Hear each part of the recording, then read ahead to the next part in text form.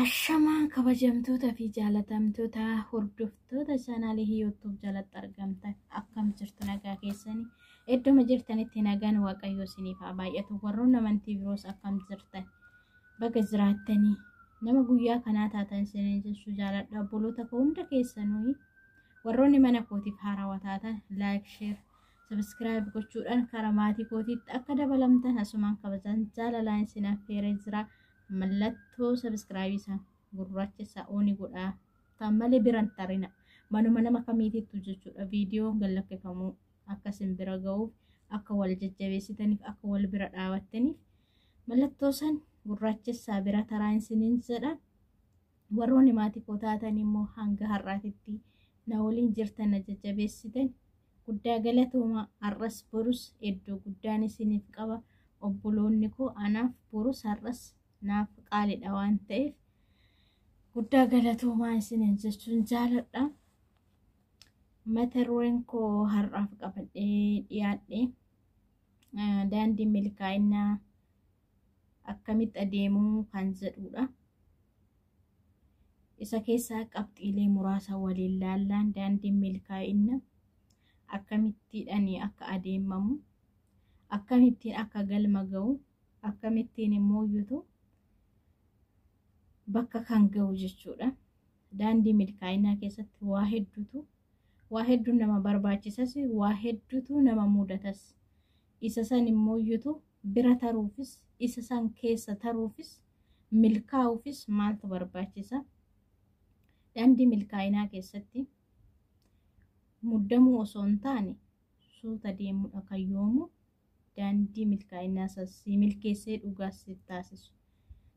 Jarjaraani waraabessaa gurras eeggaafa maal godhadha Oromoon akkasii. Kanaafuu namni jarjaru hirees dhaba, namni jarjaru waa hundas dhaba waan ta'eef namni suuta deemu garuu ni milkaa'a. Daandii milkaa'inaa keessatti yeroo kamiiyyuu gaafa tabba tokko baatu kallattii deemte akkanatti olan ba'a gaaf jettu ni miidhamta. Garuu gaafa daayila gortee suutaan ol baate atis hin miidhamtu.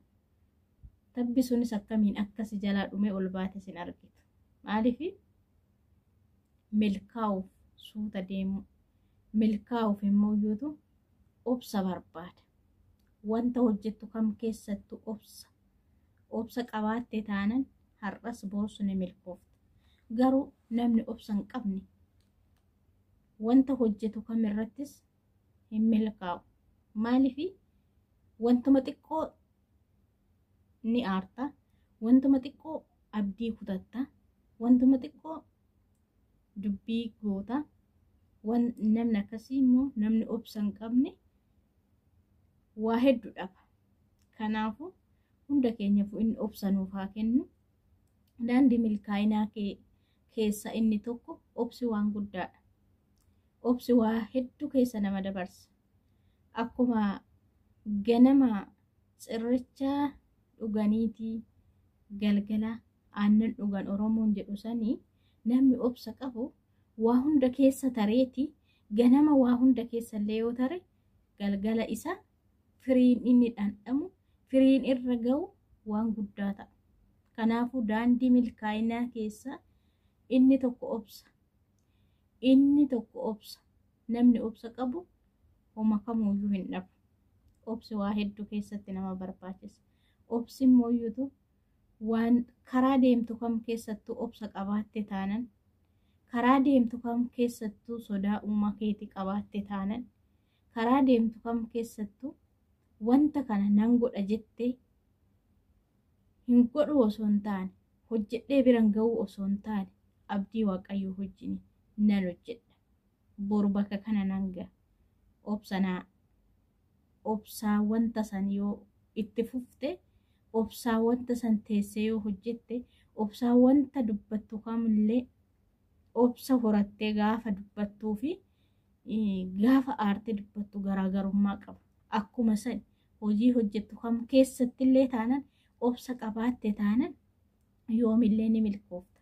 Daandii milkaa'inaa keessa inni guddaan ilma namaatii fi obsaadha. Obsa qabaatte taanan bakka yaadde miti sanii olillee ni geessa abdii waaqa hojii jechuudha. Daandiin milkaa'ina inni tokko obsa. Namni obsa qabu waa hundaa ni arga.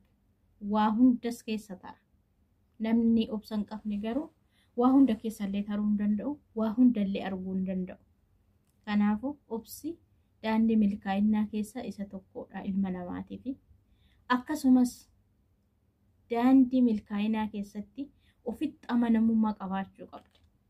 Wanta hojjettu kamirrattis ta'ee wanta kamirrattuuyyuu ati ofitti amanamummaa qabaatte taanan wanta ati nan hojjedha jettee murteessite tokko eenyumtillee duubatti irraa sin deebisu, eenyumtillee mooyyutu fuulduratti si fidu.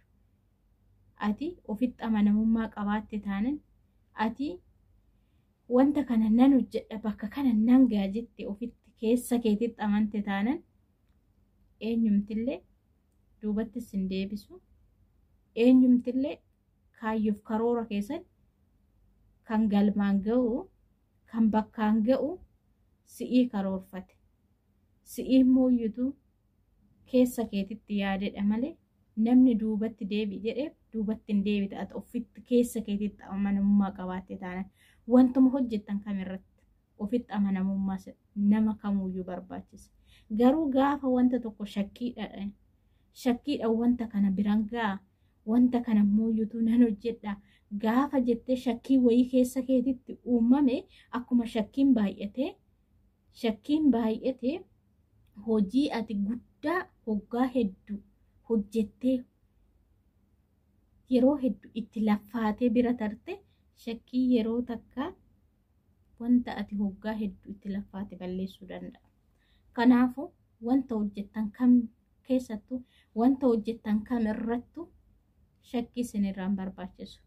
Wanta hojjettu situ beeka waan ta'eef keessa kee amansiistee ofitti amantee nan hojjedha jettee keessa keetitti amante taana shakkiin tokko gonkumaa si keessatti uumamuu qabu. Tokko keessa keetitti amanamummaa qabaachuu.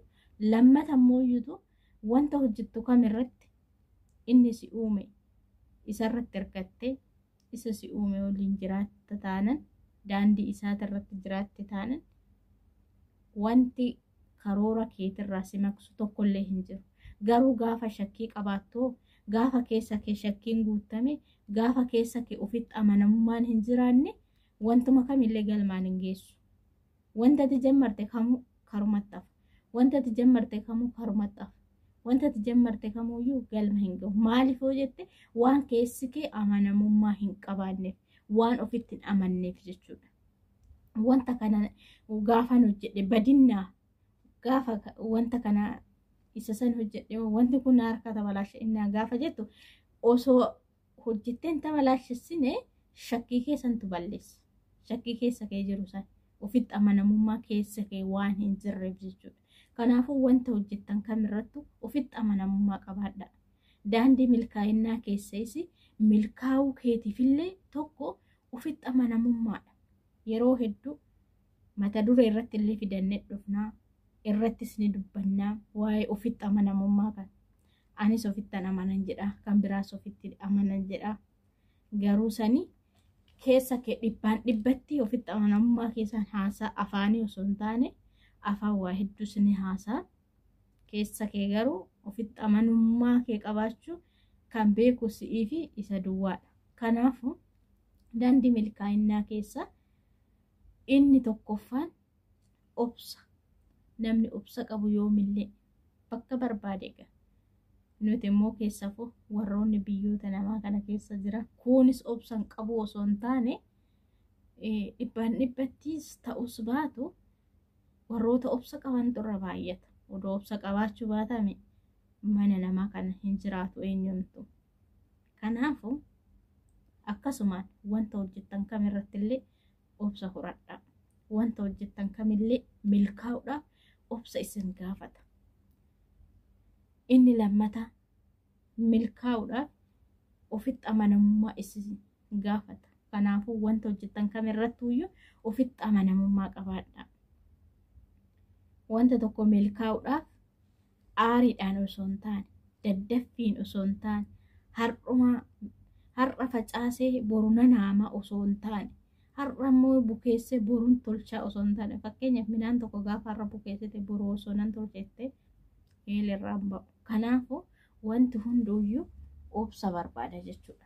Wanti kamuyyuu obsaan yeroo isaa yoo eegdi wanti hin milkoofne tokko hin jiru. Wanti siif hin taane tokkollee hin jiru. Kanaafuu daandii milkaa'uudhaaf namoonni milkaa'oo akkamittiidhaan akka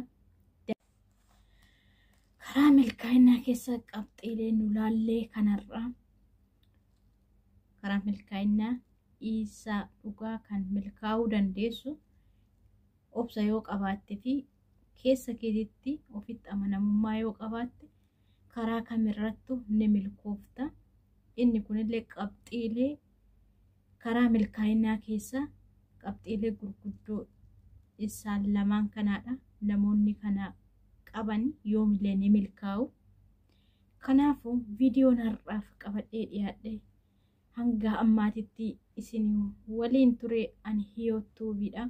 Hanga viidiyoo biraatiin walitti deebinutti turtii gaariin isiniif hawwa. Qeeqa fi yaada qabdan akkasumas yaada wantoota garaagaraa wanti ifa isiniif hin taanee fi wantoota ammoo YouTube irraa namni barachuu danda'us koomentii keessan jalattan isinirraa fin eega.